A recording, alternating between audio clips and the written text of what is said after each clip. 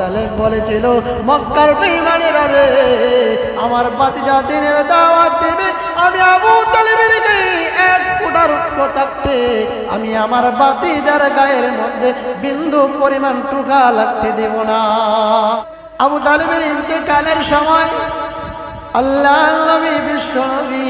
রাহমাতুল লিল আলামিন আবু তালেবের কানে কানে যাইয়া ডাক দিয়ে বলেন, চাচা গো, আপনি আমার এত মহব্বত করেছেন, ও চাচা, আমি আব্দুল্লাহর ছেলে মুহাম্মদুর রাসূলুল্লাহ দিনের দাওয়াত দিতে যাইয়া মক্কার বেঈমান কাফিররা আমি মুহাম্মদুর রাসূলুল্লাহর উপর নির্যাতন করতে চাইছিল, আপনার কাছে আবদার দিয়েছি,